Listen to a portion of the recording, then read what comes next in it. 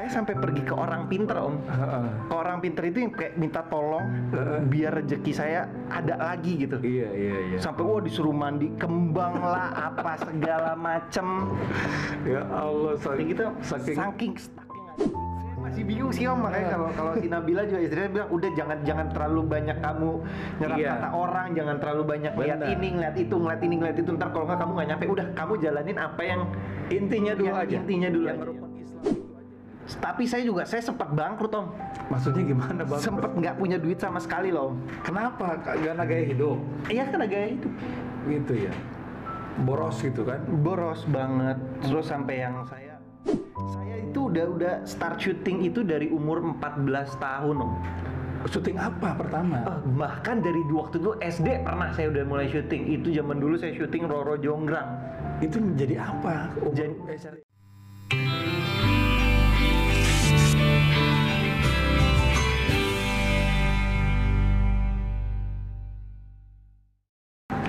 Bismillahirrahmanirrahim. Assalamualaikum warahmatullahi wabarakatuh. Alhamdulillahirabbil alamin. Allahumma sholli wa sallim ala sayyidina Muhammad wa ala ali sayyidina Muhammad. Amma ba'd. Berjumpa lagi di Areza Podcast. Alhamdulillah, semoga kita semua disehatkan, diselamatkan, diberkahi dan diridhoi oleh Allah Subhanahu wa taala. Dan alhamdulillah hari ini kedatangan mungkin bisa dibilang aktor, artis, tapi ini salah satu ponakan saya juga yang namanya Marcel Darwin, aktor berbakat, ya bisa dibilang hebat juga ya. Nah, semudah jangan bilang berbakat hebat gitu. Dan alhamdulillah acara podcast Areza ini juga sebetulnya niatnya untuk kita berbagi, makanya siapa yang like, share, and subscribe itu akan nanti rezekinya akan dibagikan lagi kepada anak-anak yatim, kaum duafa, dan orang-orang lebih susah di antara kita. Mudah-mudahan kita bisa nyimak dan kita langsung sapa aja ya sama aktor berbakat kita yang masih muda kayaknya, Marcel Darwin. Assalamualaikum warahmatullahi wabarakatuh. Waalaikumsalam om. Alhamdulillah. Marcel sehat? Alhamdulillah sehat banget om. Om Eza gimana? Alhamdulillah sehat juga. Terima kasih ya sudah hadir di podcast om ya. Sama-sama om. Alhamdulillah. Karena kita sudah prokes, sudah PCR swab, jadi ngobrolnya biar lebih enak, kita bisa buka karena udah jaga jarak kita ya. Oke. Ini nggak apa-apa kan om, saya panggilnya om. Kan ntar banyak orang kan taunya AA atau apa, karena mungkin saya ponakan om Eja taunya dari om. Jadi saya panggilnya om aja gitu loh, biar nggak kaku kalau itu takutnya salah. Iya, ntar udah bilang AA, ntar dia berubah om. Jadi kayak nggak natural aja langsung ya. Iya, betul. Gini Marcel kan menikahi sama ponakan A juga ya, Nabila ya. Dan sekarang dia udah dikaruniai anak Kinan yang ganteng ya. Udah berapa tahun sekarang Kinan? Kinan itu 1 tahun 2 bulan. 1 tahun 2 bulan. Udah bisa jalan dong ya? Udah lari-larian. Udah nggak bisa gemesin. Udah bandel banget tuh. Kalau melihat di IG-nya emang gemesin banget tuh anak ya, luar biasa. Tapi sebelum masuk ke wilayah kita saat ini Marcel yang sebagai artis, sebagai aktor, main film, main sinetron segala macem, hidup kecilnya Marcel tuh di mana? Di Jakarta apa di luar negeri sih? Kan muka-muka bule ini tuh. Jadi gini, saya ini lahir di Jakarta, tepatnya di Rumah Sakit ASI. Rumah Sakit ASI berarti di Jakarta ya? Jakarta. Iya. Jadi saya lahir di Jakarta, saya gede di daerah Betawi. Daerah Betawi, daerah Blok A Panglima Polim sana. Oh, Blok anak Pangpol ya. Anak Pangpol. Iya, anak Jaksel. Iya. Nah, jadi bermainnya juga saya dari kecil itu sama anak-anak rumah om, sama anak-anak Betawi. Makanya kalau bisa dibilang panggilan kecil apa sih? Bule apa di bule? Iya, saya dipanggil bule. Oh, panggilnya bule? Kakak saya juga dipanggil bule. Oh gitu. Sama teman-teman kita zaman. Yang bulenya itu ayah apa ibu sih? Yang bule itu mama. Oh, mama. Papa Makassar. Oh, papa Makassar. Iya. Mama dari mana? Mama dari Jerman. Oh, Jerman. Berarti memang sudah di Jakarta, sudah di Indonesia waktu itu. Apa siapa? Mama itu. Oh enggak, papa zaman dulu kuliah di Jerman, ketemu mama tuh di Jerman. Oh gitu. Nah, akhirnya nikah. Diboyong ke sini. Akhirnya lahir Marcel sama kakak dulu ya. Sama kakak yang pertama dulu. ya. Gitu. Papa saya ganteng makanya bisa dapet mama. Oh gitu. Anaknya keluar ganteng juga ya, alhamdulillah. Nah, dari kecil terus sekolah di Jakarta berarti. SD di mana? Semua SD, PSKD, SMP negeri. Negeri mana? 13. SMA Cendrawasih. Kuliah? Enggak. Oh, enggak. Udah. Jadi keburu saya itu udah start syuting itu dari umur 14 tahun, Om. Syuting apa pertama? Bahkan dari waktu itu SD pernah saya udah mulai syuting. Itu zaman dulu saya syuting Roro Jonggrang. Itu menjadi apa? SD? Ceritanya itu saya jadi waktu itu pertama kali syuting itu antara dari lulus SD ke SMP itu saya syuting Roro Jonggrang judulnya, Om. Itu ceritanya saya jadi anak orang Belanda lah. Siapa yang kok bisa jadi diminta sama siapa gitu? Apa memang mama atau? Bukan, saya memang dari kecil itu gaul. Saya bukan gaul sih, Om. Saya suka banget sama, pertama kali yang buat saya mau terjun ke dunia entertain ini, saya suka banget sama Ari Wibowo dan Leonardo DiCaprio. Oh gitu. Oh, luar negerinya Leonardo DiCaprio. Iya. Sama Om Ari Wibowo. Om Ari Wibowo. Apa ya. keren gitu? Oh, aku rindu. Oh, bukan. Beda Ari Wibowo. Maksudnya Ari Wibowo yang aktor itu itu. Itu Jaja Biharja apa siapa ya? Bukan. Ada kan Ari Wibowo penyanyi itu ada kan? Oh, itu mah yang itu anak singkong. Madu dan Racun. Oh, salah lagu, maaf. Mau lucu jadi nggak lucu. Terus dari SD? Dari SD, terus SMP, juga, terus saya juga pernah ikut sanggar teater di dekat rumah gitu, Om. Jadi waktu itu diajak jadi pas lagi 17 Agustus saya diajak jadi company-nya, ceritanya jadi Belanda. Jadi Belanda karena mau ke Belanda kan. Karena bule. Terus kalahnya cuma gara-gara makan singkong, sakit perut gitu ya, gitulah. Oh, awal-awal kayak gitu ceritanya. Awal-awal dulu kayak terus gitu. Terus masuk ke SMP. Sebenarnya saya nggak masuk langsung syuting sih, Om. Saya itu lebih ke waktu itu diajakin dari teman saya. Oh, Sel, nih ada yang ngajakin lo jadi model dulu pertama. Itu SMP? Iya, itu SMP. Itu menurut saya ditipu, Om. Kok bisa? Saya tiap kali datang ke acaranya, saya inget banget itu namanya di Bulungan. Katanya sekali datang itu harus bayar 20.000, yang cuma juru jadi jalan-jalan model nggak penting.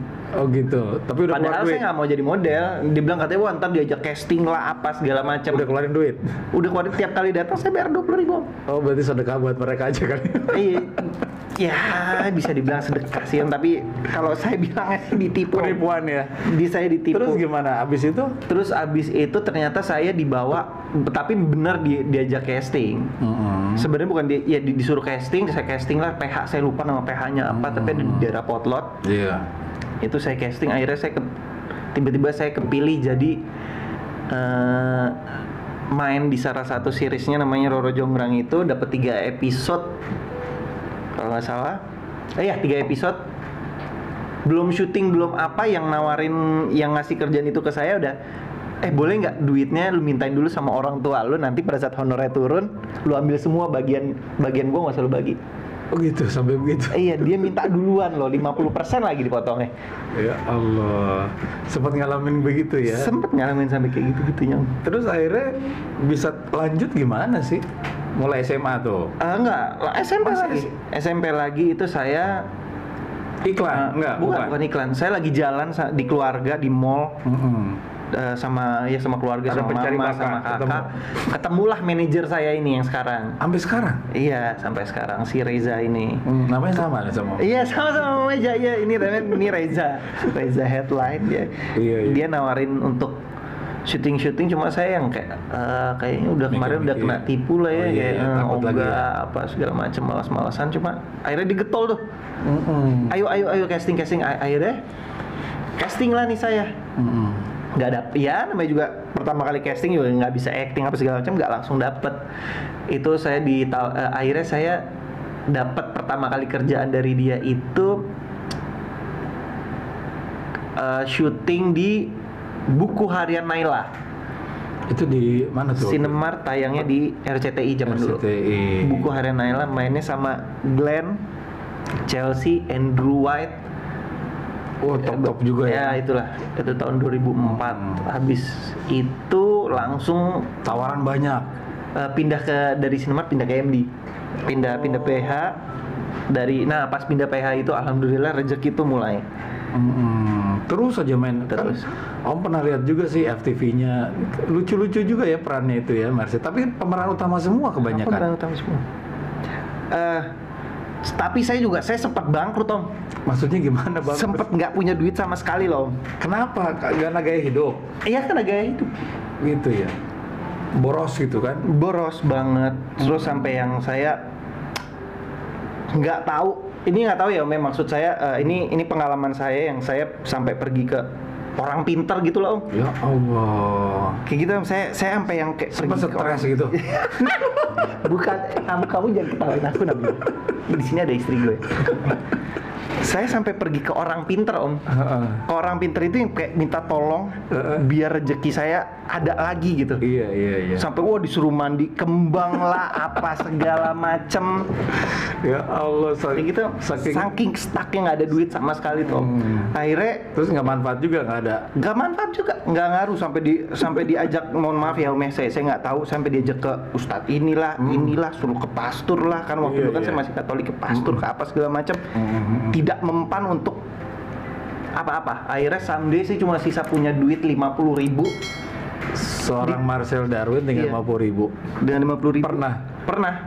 Hanya punya duit 50.000. Padahal kan artis, orang tahu Marcel tuh kaya apa banyak duitnya kan? Iya. Cuma orang kebanyakan ngeliat artis tuh enak, padahal enggak. Padahal berat juga untuk bisa mencapai titik.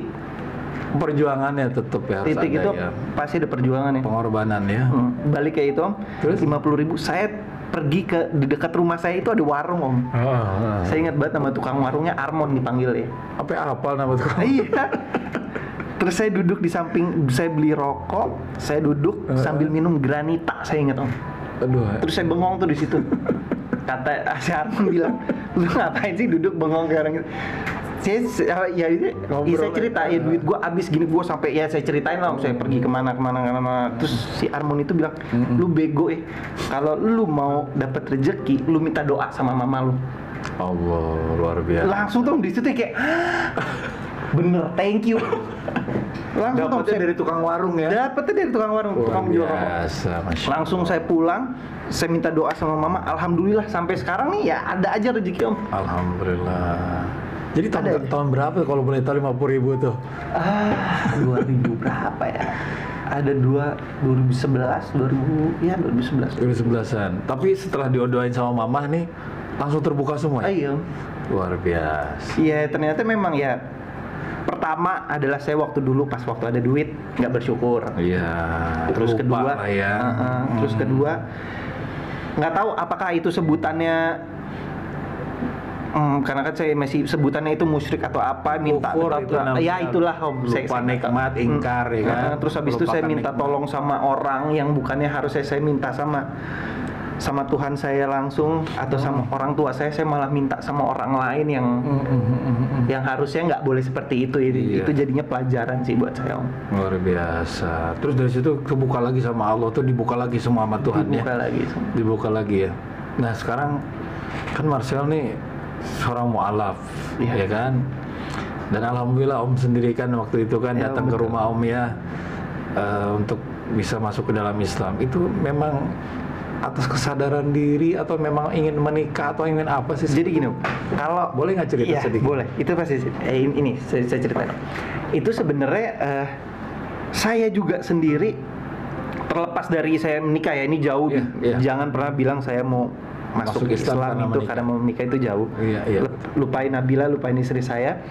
Saya juga nggak tahu kalau ditanya kenapa mau masuk Islam juga saya nggak tahu. Apakah memang ini mungkin jalannya, ataukah mungkin ini panggilan, ataukah mungkin ini mukjizat, ya kan kita nggak pernah tahu apakah itu panggilannya tuh kayak misalkan Allah manggil kita untuk masuk Muslim, kan kita nggak pernah nggak tahu gitu loh. Cuma kayak di dalam sini ya, oke, gue mau masuk Islam. Ada rasa itu aja. That's it, udah gitu aja. Nggak tahu tuh apakah saya dipanggil, ya mungkin ya. Hidayah itu ya. Iya. Petunjuk lah. Iya itulah. Saya nggak tahu cara ngomongnya. Kalau bahasa kekurangan wa may yu'min billahi yahdi qalbah, katanya orang yang dikasih keyakinan itu di dalam hatinya itu dikasih petunjuk melalui hatinya gitu. Dan orang lain tidak bisa merasakan. Iya, saya juga. Kita sendiri. Even saya pun saya cuma dibilang kayak, oke, gue mau masuk Islam, that's it gitu loh. Nggak ada kayak yang apa gitu, nggak ada Om. Betul. Cuma tiba-tiba aja gitu. Makanya waktu pertama kali mau masuk Islam kan Om tanya juga ya sama Marcel, ini atas desakan atau atas ini ya, kata Marcel kan udah hati aja pengen masuk ke dalam Islam. Dan sekarang bisa ngejalanin dah. Dan sekarang sudah berumah tangga Marcel ya. Alhamdulillah. Dan sekarang job PPKM, job di Covid begini gimana sih urusan perfilman, sinetron? Alhamdulillah ada aja Om rezeki. Ada aja ya. Ada aja rezeki. Yang penting kita bersyukur berapapun kita dapat. Mau itu 1 juta, 2 juta, atau 500.000 atau 100.000 atau berapa, yang penting kita bersyukur sih Om. La in sakartum la azidannakum, kalau kita bersyukur akan berapapun kita dapat Allah ya, Marcel ya. Nah sekarang kan sudah punya istri, sekarang udah punya anak, ya kan Marcel kan. Gimana meluangkan waktu dengan keartisannya buat keluarga, seperti apa sih kalau misalnya job banyak? Karena ini kan juga masih apa baru. Sering temenin sama Kabila gitu? Nah itu lebih ditemenin sih kalau kayak yang syuting yang di luar kota ya, kayak misalkan kayak ke Bandung, mana itu ditemenin sama Nabila. Lagian kan juga pas abis menikah langsung Covid kan Om, langsung pandemi kayak gini, jadi yang masih belum terlalu berasa perbedaannya sih Om. Tapi syukuri aja sekarang ya. Syukur. Oh ya Om, saya mau nanya nih, boleh nanya nggak Om? Gantiin Om. Iya. Kadang yang saya pertanyaan saya adalah kenapa kebanyakan orang pas tahu nggak tahu ya, bukan ini nggak tahu saya caranya kayak mandi wajib tuh yang bener gini, tapi tiap orang tuh ngasih taunya beda-beda. Iya. Betul. Terus kebanyakan orang kalau yang buat saya risih adalah karena pada saat tahu saya mualaf, kayak mereka tuh selalu ngasih tahu yang lu harusnya begini, lu harus begini. Itu buat saya agak nggak enak gitu loh. Nah, pertanyaan saya kenapa setiap orang itu ngasih taunya berbeda-beda gitu loh. Padahal betul. Jadi Islam kan ya satu itu, Islam itu. Kenapa beda-beda? Jadi kita ini kenapa disebut ada ikhtilaf, perbedaan? Ikhtilaf fi ummati rahmah, kalau kata Rasulullah. Perbedaan dari umatku adalah rahmat sebetulnya. Ya, jadi tata cara kita dalam, kecuali yang makhdoh, kecuali yang inti, di dalam sholat tidak ada perbedaan, ya kan? Di dalam zakat, di dalam haji, di dalam puasa sama sekali tidak ada perbedaan. Itu yang inti tuh. Ini ibadah yang inti. Cuman kalau di luar itu masih ada tata cara yang sunnah-sunnahnya agak berbeda pendapat. Karena memang pada saat Rasulullah memberikan contoh kepada para sahabat-sahabatnya, ada yang melihat Rasulullah melakukan ini, ada yang melihatnya di sisi lain, ada sisi lain gitu loh. Ada yang ngambil sanadnya seperti itu, ngambilnya cara wudunya Rasulullah itu cuma begini doang, tapi pernah melihat sahabat yang lain Rasulullah wudunya dengan misalnya dengan membasuhkan kepalanya sekali, atau ada yang 3 kali seperti itu. Sekarang kita mengenal mazhab aja ada 4 kan.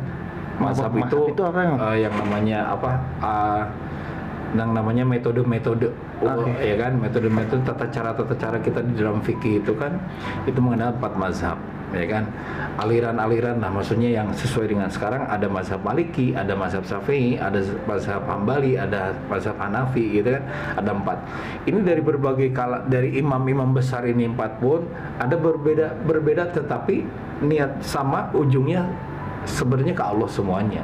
Ya, cuma tata caranya tapi tidak terlalu. Kalau bisa ditanya yang benar yang mana? Wallahu a'lam bishawab. Yang benar itu semua kembali lagi kepada tata cara Rasulullah yang sebenarnya. Tapi mereka punya ijtihad, mereka punya keyakinan bahwasanya yang dicontohkan Rasulullah seperti ini, ya contohnya seperti ini. Tapi semua tidak merubah yang namanya yang inti tadi, yang Om bilang. Yang Om bilang tadi. Yang sholat semuanya sama, ya kan? Yang puasa sama, yang zakat sama, yang haji pun sama, tata caranya sama, tidak ada perbedaan. Misalnya sholat maghrib 3 rakaat, ya sama semua. Sholat isya 4 rakaat, zuhur 4 rakaat, asar 4 rakaat, subuh 2 rakaat gitu kan? Itu sama semua. Dan tata caranya hampir sama semua. Nah, sekarang dengan membaca Al-Quran aja kan semuanya sama, Qurannya sama, ya kan? Semuanya sama, isinya sama gitu. Perbedaan-perbedaan itu misalnya ada beberapa perbuatan yang mereka yakini, itu dibolehkan, ada yang tidak dibolehkan. Jadi kita mengenal ada halal, ada haram, ya kan? Ada misalnya jaiz boleh, ya kan? Apa itu? Dibolehkan. Jadi ini dibolehkan misalnya, itu tidak boleh misalnya gitu. Ya, ada yang sunnah, itu kan sesuatu yang diperbolehkan apalagi misalnya kita saat ini melakukan sesuatu hal yang tidak dilakukan juga tidak apa-apa. Nah, banyak sekarang yang saat ini orang mengamini yang sunnah seolah-olah diwajibkan gitu loh. Itu yang menjadi pusingnya Marcel gitu loh. Padahal mau tanya, kalau orang yang sering ngomong bid'ah itu apa sih? Itu sesuatu bid'ah itu sesuatu yang baru. Bid'ah itu sesuatu yang baru, ibadah di luar dari ibadah. Jadi gini, misalnya seseorang kullu bid'atin dolalah. Sesungguhnya yang bid'ah itu adalah sesat. Wa dolalatan finnar, ya kan? Wa kullu dolalatin finnar, dan setiap yang sesat itu adalah neraka. Nah, itu yang ambil hadisnya ini. Tapi bid'ah sendiri adalah kalau keluar dari makhdoh yang saya sampaikan tadi, inti, ibadah inti yang sholat, syahadat, zakat, puasa sama haji. Kalau ini di luar dari itu, dari tata caranya, itu menjadi bid'ah. Tapi sekarang orang memahaminya bid'ah itu sesuatu yang di luar dari ketentuan dari Rasulullah, apa yang tidak dilakukan sama Nabi kita, itu menjadi bid'ah. Nah, itu salah penafsiran. Dan sekarang kita ini zaman Rasulullah kan belum nggak ada handphone, nggak ada motor, kan sesuatu yang baru, ya kan? Bener nggak? Sesuatu yang baru gitu loh. Jadi kalau misalnya ada sesuatu yang baru, jangan langsung dilibatkan ke dalam urusan yang ibadah yang inti gitu loh. Ya, jadi kita sekarang, Marcel sekarang pakai handphone. Kan bid'ah ini, tidak ada sesuatu yang baru. Kalau dikonotasikan dengan ibadah, berarti bid'ah jatuhnya. Berarti itu bukan bid'ah sebetulnya. Ya, kalau bid'ah itu sesuatu yang baru di dalam ibadah, tata cara ibadah. Misalnya, contoh, Marcel nih 2 rakaat nih subuh nih. Gue masih kuat nih. Gue mau 3 rakaat aja. Itu sesuatu yang baru kan? Iya. Itu bid'ah namanya, kayak gitu. Gitu. Misalnya haji nih, Marcel berangkat nih ke Mekah nih, tawaf 7 putaran loh. Enggak, gue masih kuat, gue mau 9 putaran aja. Itulah yang sesuatu yang baru, itu yang nggak boleh. Nah, kalau kita memahami inti bid'ah itu yang itu, pasti kita nggak bakalan rame sampai sekarang. Gitu-gitu bid'ah. Misalnya kita mau ngapain lagi nih? Mau acara ulang tahunan ini, bid'ah nggak ada gitu kan? Zaman Rasulullah nggak ada. Emang nggak ada zaman Rasulullah. Cuman kita di sini ngumpul, kita berdoa. Kecuali kita ngumpul jadi haram, kita mabok-mabokan, ya itu semua malah jadi haram kan, jadi sesuatu yang dilarang sama Allah gitu loh. Jadi memahaminya begitu Marcel, karena Marcel kan mualaf ya, harus lebih tahu. Jadi saya masih bingung sih Om, makanya kalau si Nabila juga istrinya bilang udah jangan terlalu banyak kamu nyerap kata orang, jangan terlalu banyak lihat ini, ngeliat itu, ntar kalau kamu nggak nyampe, udah kamu jalanin apa yang intinya dulu aja. Yang aja, rukun Islam itu aja yang rukun iman, rukun Islam, dan rukun ihsan itu tadi ya. Jadi itu intinya dulu yang dijalankan sama Marcel. Karena namanya juga mualaf kan pasti banyak pertanyaan yang muncul. Iya kan, ada orang kan mandi junub, mandi wajib itu kan cuman bilas semua dari atas cukup. Iya, nah kan itu kan nggak ada orang yang bilang tuh ada begitu doang, ada yang kayak bulu mandi aja juga udah. Bulu mandi aja cukup. Jadi kayak gitu.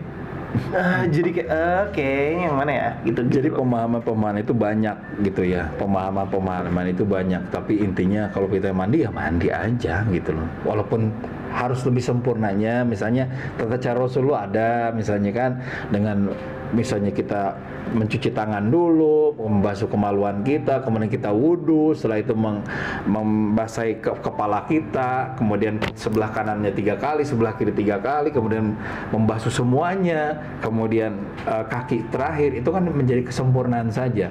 Cuman pada saat orang mandi junub, udah ya Allah, nawaitu ghusla rafil hadatsil akbari fadlillahi ta'ala, misalnya gitu. Saya nggak apa juga bacanya, ya Allah saya niat mandi junub karena Allah, udah gitu aja, nggak jadi masalah. Saya sampai sekarang masih begitu kan nama itu Gustadi Lofil. Apa gimana cara ngomong? Kalau saya sih berdoanya kayak misalnya gini, ya Allah saya niat membersihkan hadas besar dan hadas kecil hanya kepadamu Allah Ta'ala. Itu bener ya? Niat itu kan dalam batin. Oke. Bener itu. Oke. Ya kan? Karena nama itu gusla lirafil hadatil akbari, ya Allah niat saya mandi untuk menghilangkan hadas besar, itu kan sesuai dengan bacanya karena Allah. Itu menjadi niat yang baik dan itu menjadi sah. Nah, itu ngomongnya pas udah di dalam atau di sebelum masuk kamar? Nah, pas lagi mandi. Itu ada lagi tuh beda-beda. Pas lagi mandi, kita nih pas lagi mandi kan niat itu di dalam hati, tidak dizaharkan, tidak dikeluarkan kan, dan itu boleh kan di kamar mandi pada saat gitu loh. Kita dalam hati, Kayak tadi omongan Marcel gitu sama Allah, ya, langsung mandi gitu kan. Tapi tadi yang lebih sempurna lagi, di situ ada wudunya, biar menyempurnakan aja gitu. Nanti mandinya semuanya dari atas sampai kaki basah, ya itu silakan. Itu menjadi Nah, itu sesudah kita ke sabunan atau sebelum sabunan? Setelah sabunan, sebelum sabunan. Oh gitu, bebas itu. Bebas aja, bebas. Karena niatnya pada saat kita masuk kamar mandi aja kan Allah sudah tahu sebetulnya niat kita mau mandi junub, mau mandi besar. Oke. Betul nggak? Walaupun nanti dikuatkan lagi niat itu pada saat kita mau mandi. Gitu. Nah seperti sholat juga sama kan, niat itu kan dalam hati. Ya, pada saat kita mau takbiratul ihram, Allahu Akbar, kan diniatkan dulu dalam hati nih. Niat saya sholat maghrib 3 rakaat karena Allah. Misalnya gitu. Ya, tapi misalnya ada sekarang, aduh sholli fardhu maghrib salasa rakaatin mustaqbil qiblat dalil. Enggak hafal nih, Mak. Harusnya enggak. Kalau belum hafal kan berarti niat ya Allah. Tapi enggak apa-apa kan? Enggak apa-apa. Namanya juga niat kan dalam hati. Ya Allah, dalam hati. Saya mau sholat maghrib 3 rakaat karena Allah. Allahu Akbar. Kan bacaan Marcel juga yang paling utama sekarang kan Al-Fatihahnya. Ayat-ayat pendek kan kita terus belajar kan ya. Al-Ikhlas, Al-Falaq, An-Nas. Ayat pendek yang bisa ini udah bisa apa sekarang? Huwallahu ahad. Coba Al-Fatihahnya boleh nggak? Al-Fatihahnya di. Ya ntar takutnya salah. Enggak coba. Aduh, Iya. Bismillahirrahmanirrahim. Alhamdulillahirabbil alamin, arrahmanirrahim, maliki yaumiddin, iyyaka na'budu wa iyyaka nasta'in, ihdinas siratal mustaqim, siratal ladzina an'amta 'alaihim, ghairil maghdubi 'alaihim waladdallin. Amin. Waladdallin. Amin. Alhamdulillah. Lumayan segitu. Itu saya terkadang suka ini yang penekanannya suka karena jadi belum bukan ghairil maghdu tapi ghairil maghdu. Ghairil maghdubi alaihim waladdallin, bukan lim. Oke. Waladdallin nun ya. Gitu. Enggak apa-apa coba kulhunya, Al-Ikhlasnya. Hu Allahu ahad, Allahu somad, lam yalid wa lam yulad wa lam yakul lahu kufuwan ahad. Alhamdulillah. Berarti kan bisa mengimami kabilah dong. Udah Om. Udah kan? Dikit. Terus ada Inna atau Inna. Inna atau ini gimana Inna atau Inna? Inna atau Inna kal kausar, fasoli rirobika wanhar, inna syani'aka huwal abtar. Alhamdulillah cepet juga ya Marcel ya. Lumayan Om. Berarti kan sama ada satu lagi nih Om. Apa? Ku a'udzu birobbinas, malikinas, ilahinas, min syarril waswasil khannas, allazi yuwaswisu fi sudurinas, minal jinnati wan nas. Alhamdulillah. Itu ayat-ayat yang luar biasa, surah-surah luar biasa. Ada beberapa sih yang baru Nabil ajarin, cuma sama juga tuh depannya tapi saya lupa masih yang penting Marcel ada apa? Ada kemauan untuk menghafalkan ayat-ayat pendek karena kan buat tiap-tiap sholat tuh beda-beda ayatnya kan, jadi biar menambah aja gitu, biar beda pas subuh misalnya Al-Insyirah, Alam Nasyrah kalau panjangan dikit, misalnya pas pas lagi apa, tapi di ayat rakaat keduanya dengan Al-Ikhlas itu nggak jadi apa-apa. Al-Ikhlas terus dibaca nggak apa-apa, karena pernah ada sahabat Rasulullah waktu itu mengimam terus dengan baca Al-Ikhlas terus, qul huwallahu ahad terus gitu loh. Sampai protes kan, jemaahnya tuh protes gitu, kenapa gitu, karena saya suka dengan Al-Ikhlas ini gitu loh. Sampai Rasulullah menyampaikan dia masuk surga karena kecintaannya sama surat Al-Ikhlas, sama qul huwallahu ahad itu tadi. Oh berarti boleh? Boleh, tapi untuk menambah lagi kita ilmu, menambah lagi kita wawasan untuk lebih banyak lagi, kita alangkah baiknya kan terus menambah ayat-ayat surah-surah pendek yang kita bisa hafalkan.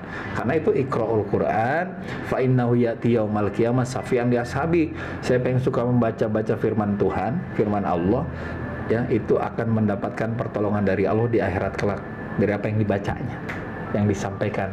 Kayak tadi nih Marcel nih membaca Al-Fatihah, itu nanti di sana dapat syafaat dari apa yang diucapkan Marcel. Begitu baiknya Tuhan sama kita gitu loh, Allah sama kita, dengan membaca firman-Nya saja dapat pahala di sana nanti. Apalagi ini kan Quran ini menjadi hudal linnas wa bayyinatin minal huda wal furqan, menjadi petunjuk bagi kita gitu loh. Marcel ini kan imam kita ini Al-Quran nanti, semua petunjuk-petunjuk kemanapun Marcel berjalan dalam hidup harus melalui dengan Quran gitu, karena itu isinya semuanya tentang furqan, tentang mana yang pembeda, mana yang baik dan mana yang batil, mana yang baik dan mana yang salah gitu loh. Nah sekarang udah ngejalin sholat 5 waktu alhamdulillah ya. Pernah Om. Alhamdulillah pernah 5 waktu. Terus itu paling tiap bulan puasa sih Om. Bisanya Om. Sekarang gimana sih? Harus sholat terus dong. Iya, cuma kan ya pelan. Iya. Pelan Om. Tapi kalau lagi bulan puasa itu enaknya karena sambil sahur juga bisa dong. Alhamdulillah. Bisa. Iya. Jadi coba memang susah banget sih Om yang subuh sih ya? Om, itu subuh tuh yang kayak Padahal itu sholat dari 5 waktu itu yang terbaik itu waktu subuh. Masa sih Om? Iya. Bukan maghrib ya? Bukan. Subuh itu terbaik, sholat yang terbaik dari 5 itu yang terbaik itu subuh. Karena subuh itu diturunkannya malaikat dan Allah mengabulkan doa-doa apa aja yang di waktu subuh itu tadi. Turunnya malaikat langsung mendengar doa-doa kita dan apa yang diucapkan oleh kita dalam sholat kita subuh. Gitu loh. Karena maghrib ke isya itu kan sebentar juga ya. Itu juga orang ngejar ke sana gitu loh. Jadi kebanyakan kalau kata Rasulullah sholat terbaik dari yang 5 waktu ini semuanya baik sebetulnya ya. Cuman ada lebih grade-nya gitu, ada yang lebih tinggi tuh subuh dan sholat isya. Karena isya itu kan sholat malamnya gitu, termasuk sholat isya malam. malah Iya, sholat isya dan sholat subuh. Gitu loh. Karena pergantian malaikat itu di waktu. Sholat isya itu batasnya sampai jam berapa ya Om? Sampai sebelum subuh. Oh berarti kalau saya mau sholat isya jam 1 malam boleh. Jadi 15 menit sebelum subuh itu masih boleh sholat isya, tapi jangan dibiarkan begitu. Karena yang terbaik itu kata Rasulullah, as-sholatu alal waqtiha, sholat tepat waktu dan pada waktunya, jangan dimundur-mundur gitu loh. Misalnya Marcel pulang syuting nih, kemalaman ya kan, belum sholat isya misalnya kan, udah jam 2 nih misalnya, sholat isya masih dapat. Oh gitu. Jadi jangan tidur dulu pasti bablas. Berarti boleh ya Om. Sip. Ilmu baru tuh. Jadi tapi jangan dibiasain ya maksudnya. Jangan biasain kata Om Reza subuh 15 menit sebelum subuh masih bisa sih cuman itu mah. Tapi kan kalau itunya kan memang kalau itunya boleh, cuma kan yang diharuskan kan pada saat tepat waktu gitu loh. Nah, Marcel sekarang nih punya anak, bisa berasa gimana sih rasa bersyukur ya sama Allah tuh Marcel tuh saat ini titipi anak, bisa diamanahin lah anak sama Allah gitu kan, mengganggu dari tugas sebagai dibilang enggak ya? Mengganggu enggak Om, malah jadi hiburan apa gimana? Malah seneng banget gini gimana? Malah anak saya jadikan lucu-lucuan sih Om, suka saya pakein kayak aplikasi ada tuyul-tuyulan, terus saya berubahin warnanya jadi Hulk, aplikasi kayak gitu. Malah sebenarnya dikasih karunia anak itu sebenarnya saya bersyukur banget Om, dan itu adalah tugas yang sangat berat loh buat saya sebagai orang tua, sebagai ayah, yang dimana saya bukan hanya menafkahi istri tapi saya juga harus menafkahi anak. Itu tugas yang berat banget Om. Ya, itu tidak segampang mungkin orang lihat kayak wah seru ya jadi orang tua, ini ya bisa. Tapi sebenarnya itu buat saya, menurut saya Om, di dalam hati saya itu adalah tugas, tanggung jawab besar buat saya Om, dimana saya harus mendidik anak saya harus membesarkan anak saya menjadi anak yang baik, menjadi anak yang soleh. Ya, karena kalaupun anak saya nanti seandainya dewasanya nakal, ya itu pasti tanggung jawab saya. Terus juga ini sempat ada yang ngomong sih Om, pas waktu anak baru mau lahir, terus dibilang nama anak lu siapa? Ditanya sama ada teman saya sih, belum kepikiran sih. Kenapa nggak dikasih nama kayak nama-nama baik, nama-nama Islam atau apa segala macam gitu loh. Cuma buat saya, wah itu makin tanggung jawab, makin berat lagi tuh Om. Kalau seandainya saya kasih nama-nama Islam tapi nggak bisa gagal, saya nggak bisa mendidiknya, itu anak gedenya jadi bukan mencerminkan Islam yang baik, ya saya yang dosa, saya yang ngasih nama ya. Memang nama itu kan menjadi doa juga, tapi kita harus ada perjuangan dengan nama itu kan. Iya. Jadi namanya siapa sekarang anak? Benjamin Kinan Darwin aja Om. Benjamin Kinan. Benjamin kan nama saya, Marcel Darwin di Benyamin itu kan nabi juga ya. Iya. Seorang nabi juga. Anak keberuntungan. Anak keberuntungan luar biasa. Semuanya termasuk beruntung terus ya. Seperti bapaknya. Tinggal 50.000 akhirnya minta doa sama mama dijabah, dikabul. Iya. Nah, sekarang di dalam keluarga Marcel sendiri apa? Om, saya sambil minum ya? Oh, boleh dong. Silahkan. Aji mau minum. Ini Nelson 7 ini telah. Bismillahirrahmanirrahim. Ingatin Ingatin. Oh ya, ingetin lagi like, share, and subscribe. Nanti rezekinya kita bisa bagi-bagi sama orang-orang yang susah, fakir miskin, anak-anak yatim. Dengan satu klik like, share, and subscribe, insya Allah kita bisa berbagi kepada orang-orang lebih susah di antara kita. Terusin lagi nih, Marcel. Saya tambahin Om. Jangan lupa komen juga. Oh iya, jangan lupa komen. Alhamdulillah. Biar komplit Om. Punya ponakan nih luar biasa nih. Marcel, dalam kehidupan rumah tangga, kemudian dalam kehidupan Om, saya mau tanya kalau misalkan kehidupan rumah tangga. Nanya nggak ya? Nanya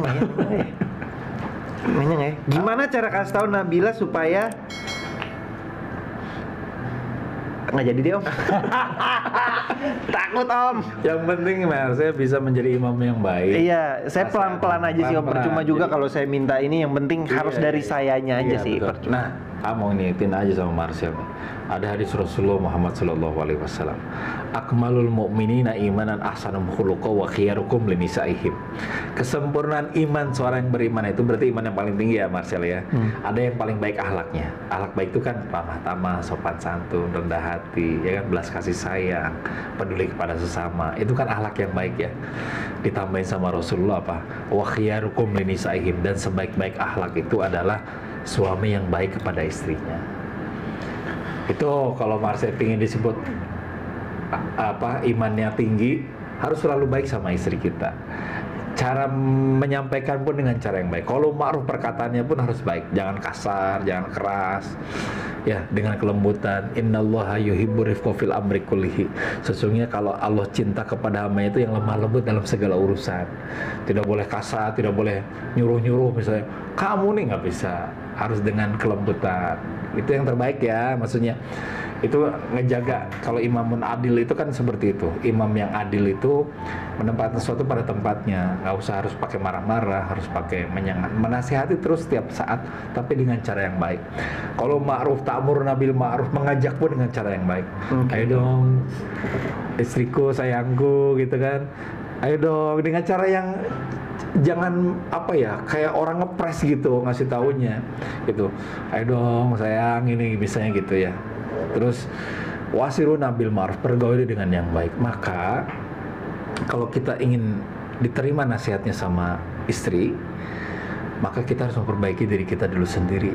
Jangan kita nyuruh-nyuruh istri kita baik, tapi kita belum baik gitu loh. Makanya saya tadi nggak jadi nanya itu karena saya introspeksi diri saya kalau saya masih belum sebaik itu sih. Iya, tapi tugas suami memang sebagai imam. Ar-rijalu qawmun 'alan nisa. Laki-laki itu menjadi imam bagi kaum perempuan gitu loh ya.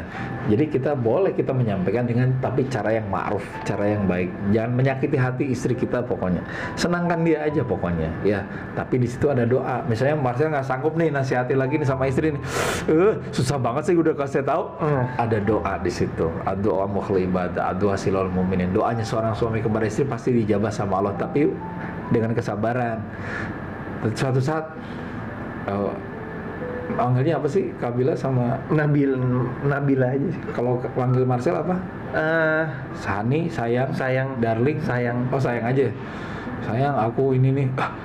Ini doaku diijabah, doaku dikabulkan loh. Tahu-tahu dia dengan kesadaran sendiri merubah perilaku, merubah karakter segala macam. Itu kan semua karena apa? Karena hasil kerja keras kita untuk menasihati dengan cara yang baik, dan doa yang terpenting itu tadi. Ya Allah, semoga istriku jadi istri yang soleha, anakku menjadi anak yang soleh. Itu doa yang terbaik sebetulnya. Tapi kita sudah ikhtiar dulu menasihati mereka gitu loh. Tapi jangan pernah merasa diri sudah paling baik. Jangan merasa diri sudah baik gitu loh. Harus jadi contoh, memberi contoh. Dan makanya saya nggak jadi nanya tadi. Saya kita juga doa masih ya, belum, kita doakan belum ya. begitu sempurna. Iya, nobody perfect lah bahasanya. Karena memang waqul hakum min rabbikum, kebenaran dan kesucian, kesempurnaan itu hanya milik Allah, milik Tuhan kita. Karena kita nggak ada yang sempurna. Kita ini manusia yang lemah, kurang, banyak tidak daya dan upaya. Kita ini ya hina, nggak bisa apa-apa. Semua yang gerakin juga Allah, semua halal Allah yang kasih kemudahan sama Allah gitu loh. Jadi Marcel semangat terus jadi aktornya, Pasti jadi artisnya, tapi bisa jadi contoh yang baik. Amin. Mudah-mudahan juga Marcel juga bisa terus menjadi seorang ayah yang baik, sebagai suami yang baik, seorang mu'alaf yang menjalankan segala syariat-syariat Islam ini dengan lebih baik lagi. Karena awal-awal itu kan mungkin Marcel dibandingkan Om sendiri mungkin dosanya masih banyak kan Om, karena kan baru masuk Islamnya udah berapa tahun kan. Kalau Om dari Tapi kecil Om, itu gini Om, saya terkadang suka apa ya, masa harusnya saya seorang muslim dong Om, kenapa banyak orang yang bilang kayak lu kan mualaf gitu loh. Buat saya kata-kata gimana ya, saya lebih suka dipanggil kalau iya saya seorang muslim. Iya. Daripada saya dibilang seorang mu'alaf ya. seorang mualaf gitu. Iya bagus. Nggak apa-apa nggak sih Om kayak gitu? Maksudnya Ya nggak apa-apa, karena sebenarnya bersyukurlah kalau kita disebut seorang mu'alaf itu karena dosa kita lebih sedikit dibandingkan orang yang sudah menjadi muslim. Iya sih, cuma saya pengennya nggak tahu. Biasa aja ya. Biasa aja ya kan. Muslim. Ya saya juga udah muslim gitu loh, kenapa? Iya, betul. Itu cuman pengakuan aja dari orang-orang aja saja. Sepertinya ada orang-orang kan masih memahaminya itu gitu loh. Mungkin itu menjadi bagian daripada dakwah juga. Mungkin kita kan nggak tahu juga seorang Marcel bisa menjadi seorang mu'alaf ya gitu. Apa ceritanya apa? Akhirnya kan bisa di tempat Arja Podcast ini, di tempat Om ini kan menyampaikan, oh taunya dikasih rasanya melalui hatinya, ya kan? Walaupun kita misalnya disebut, lu udah mu'alaf udah berapa lama? Karena pada saat mu'alaf itu memang sudah menjadi seorang muslim gitu loh. Itu hanya perkataan aja, tapi hanya perkataan aja. Karena kalau menurut saya ya makanya itu kok kenapa saya dipanggil seorang mu'alaf? Kenapa saya dipanggil seorang mu'alaf? Padahal kan saya ini kan muslim gitu loh. Karena pernah menjalani agama sebelum menjadi Islam. Itulah seorang mu'alaf. Kita memasuki Islam dari agama sebelumnya. Maka itu sebut hanya sekedar nama aja gitu. Ya sekarang Marcel ya menjadi seorang muslim gitu loh. Tapi mu'alaf karena pernah melakukan ibadah di luar Islam gitu. Ya hanya untuk statusnya aja seperti itu, tapi nggak jadi masalah juga sih sebetulnya. Kalau saya lebih suka saya dipanggil seorang muslim juga nggak apa-apa. Nggak apa-apa. Saya muslim sekarang gitu. Maksudnya forget all the past, bahasanya kan gitu. Iya, maksudnya gitu loh. Ya udahlah, lupain lah kemarin mah. Gue sekarang udah jadi muslim lah. Iya. Gitu. Tapi ini kan untuk meyakinkan lagi orang lain apa sih yang membuat Marcel itu bisa masuk ke dalam Islam. Ya itu tadi jawaban dari Marcel sendiri. Kita nggak ada yang pernah tahu. Om kenapa? Marcel kan datang ke rumah Om juga gitu kan. Iya. Jadi kan silaturahim saja kan. Tapi pada saat aku pengen masuk Islam, ya udah. Om cuma bisa bersyahadat seperti itu, menyampaikan kepada Marcel ini bagaimana cara untuk kita masuk ke dalam Islam seperti itu. Dan alhamdulillah Om juga senang jadinya. Marcel juga bisa tadi bacaan Qur'annya ya kan, jadi senang ada. Jadi nggak cuma sekedar masuk Islam, sholatnya ngajak Nabila untuk menjadi imam, kan luar biasa. Jadi Om senang gitu loh. Jadi Marcel mudah-mudahan bisa istiqomah itu konsisten ya, kesinambungan terus. Oh iya Om, lupa saya mau nanya. Apa? Kalau seandainya tiba-tiba saya kan lagi belajar surat pendek baru Om, tapi kalau di tengah-tengah saya lupa, saya harus gimana tuh Om? Balik lagi aja, ganti ke surah yang biasa lagi. Misalnya, idza jaa nasrullahi wal fath wa ra'aitan nasa yunafiduna fi dinillahi afwaja fasabbih. Lupa kan? Udah ulang lagi, bismillahirrahmanirrahim. Qul huwallahu ahad. Oh gitu, boleh. Kalau lagi imam ya, kan lupa tuh. Ya, biasanya kan kalau di belakang imam kita, misalnya kalau ada yang lupa, ada yang ngingetin subhanallah misalnya kan, fasabbih bihamdi rabbika wastaghfir innahu kana tawwaba. Ada yang ngingetin tuh kalau makmumnya. Kalau kabilah ngingetin misalnya gitu, fasabbih bihamdi rabbika wastaghfir, kita ikutin tuh, innahu kana tawwaba, terusin baru gitu. Sama ini Om, saya juga kadang-kadang suka lupa nih, untung kayak misalkan lagi di tengah sholat, terus, waduh rokaat berapa nih? Oh iya. Itu gimana tuh? Itu, waduh rokaat berapa nih? Rokaat 2 apa 3 misalnya kan? Iya, rokaat 3, ambil yang paling terendah. Maksudnya? Ngambil aja, udah baru 2. Oh gitu, oke. Tapi setelah 2, berarti kan misalnya duhur nih, sholat duhur misalnya, 2 apa 3 ya gue tadi kan gitu. Iya kan? makanya. Ya Allah, 2 apa 3 ya? Oh 2, baru 2 rakaat gitu kan. Berarti nambah lagi 2 kan, saya 2 lagi. Tapi sebelum salam ada namanya sujud sahwi. Waduh. Nah ini sujud sahwi itu karena kita pernah lupa rakaat kita, itu namanya dengan cara sujud sahwi. Jadi sebelum salam, Marcel sujud lagi. Sujud lagi, baca subhana la yanamu wa la yasu. Kalau ngapal juga baca subhana rabbil a'la lagi misalnya ya. Sujud, duduk iftiros lagi, duduk di antara 2 sujud lagi, sebelum salam, sujudnya 2 kali. Baru sujud lagi, subhana rabbil a'la wa bihamdi misalnya ya. Terus baru angkat lagi Allahu Akbar, baru salam. Assalamualaikum warahmatullahi wabarakatuh. Jadi kalau kita lupa rakaat, ada yang namanya sujud sahwi. Gitu. Bisa 2 atau 3 ya? Baru 2. Berarti kan kita lupa tuh. Ya kan? Nah, di situ ada ketentuannya kita harus sujud sahwi. Tapi kalau misalnya sama sekali ya udah tidak sujud sahwi tidak apa-apa juga. Tapi itu mah untuk menyempurnakan saja. Sama kalau lagi wudu Om. Lupa juga nih. Waduh udah berapa kali ya gitu. Terus kalau enggak kayak misalkan harusnya habis dari rambut kan kita ke kuping, tiba-tiba rambut kelewat. Aduh, lewat itu ulangnya gimana tuh? Apakah kita harus ulang lagi dari awal? Nggak usah. Jadi intinya wudhu ya, muka, tangan, ya, kepala, sama kaki. Oh ya Om, sama satu lagi nih Om. Kadang juga saya kalau wudhu juga suka lupa tuh Om.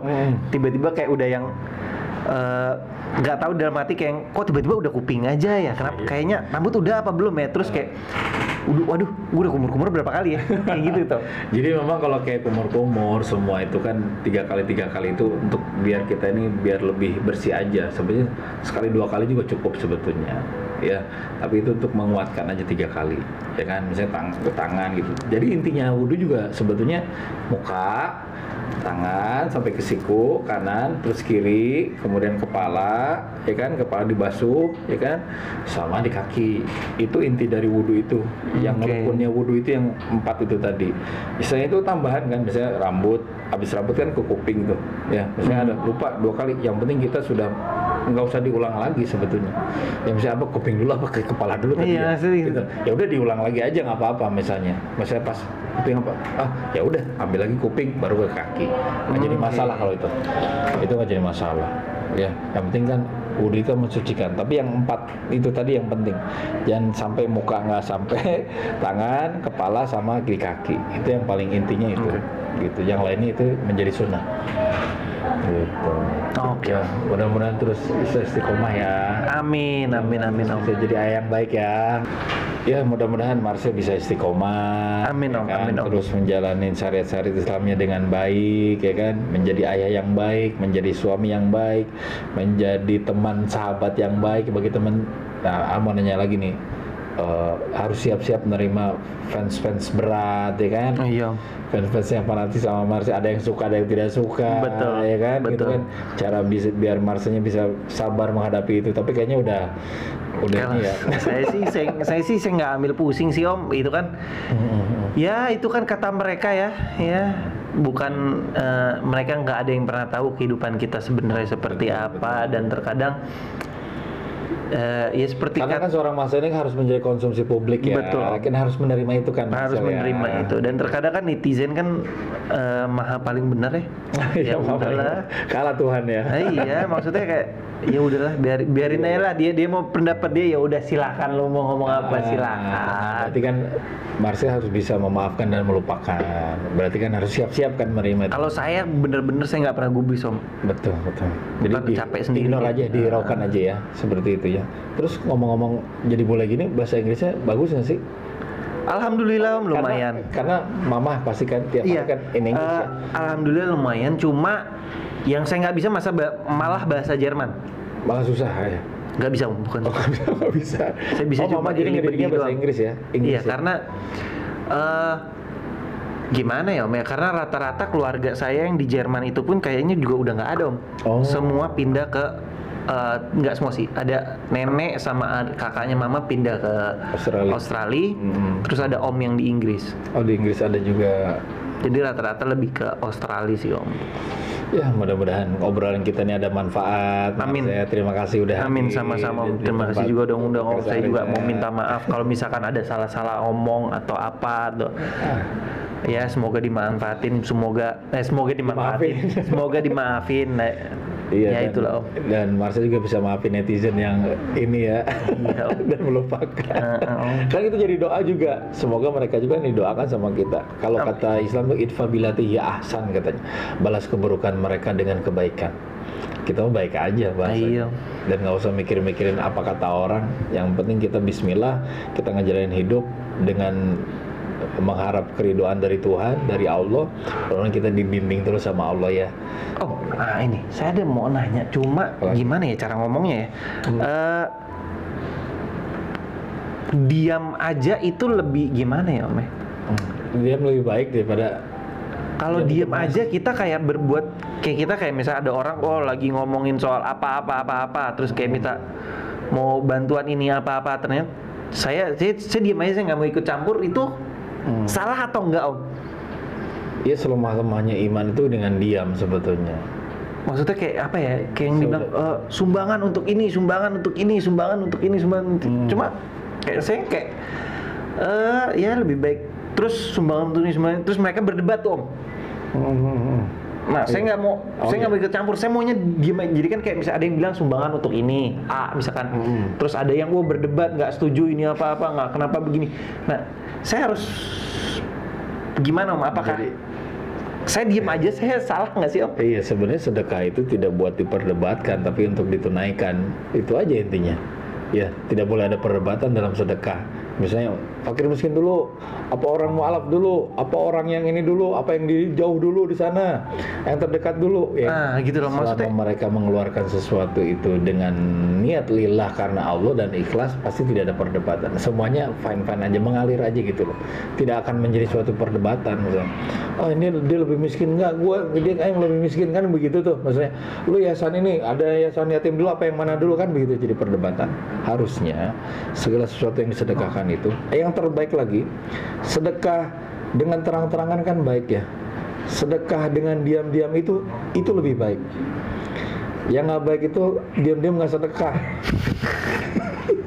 Bener Om.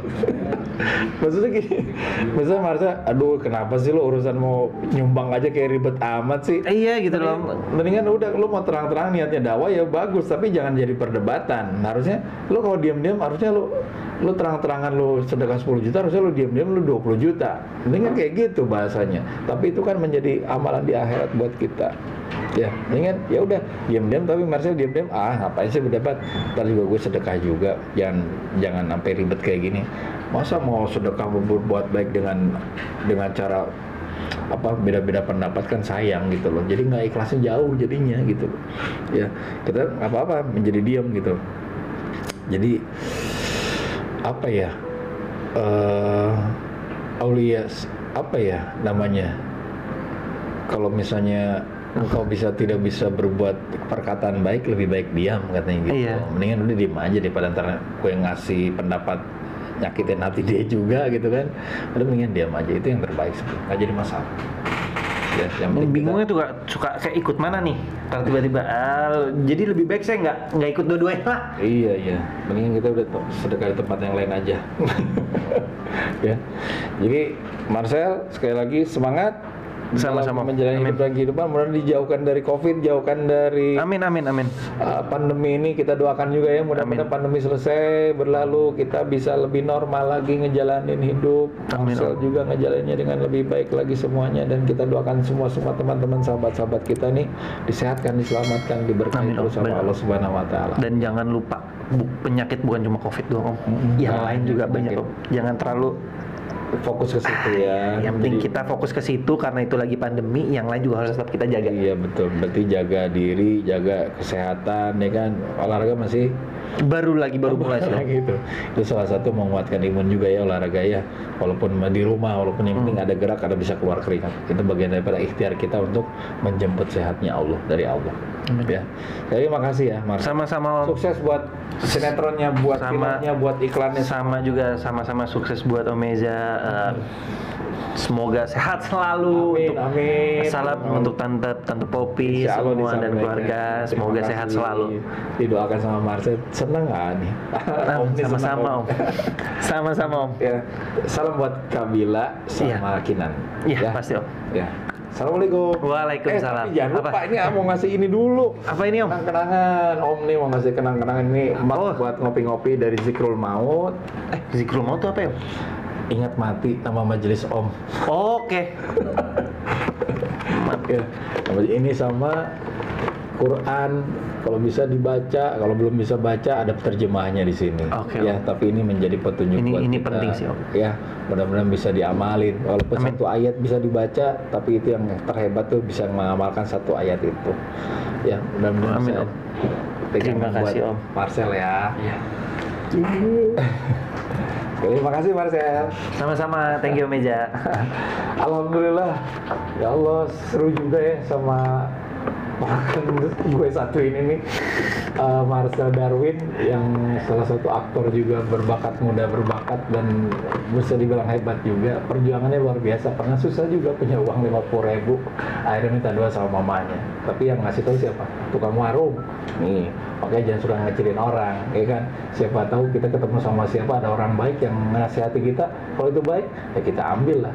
Makanya di situ jangan pernah merendahkan orang, jangan pernah merasa diri paling benar, karena memang Allah sudah mengatur siapa-siapa kita ini, dan menjadilah orang-orang yang humble, yang rendah hati, dan senantiasa bisa memaafkan, dan kita senantiasa bisa memaafkan, bisa melupakan orang-orang yang tidak baik kepada kita, karena itu menjadi ciri-ciri orang-orang yang dekat sama Allah, dekat sama Tuhan. Mudah-mudahan obrolan sama panggilannya dia Om sih, masalahnya nggak apa-apa lah.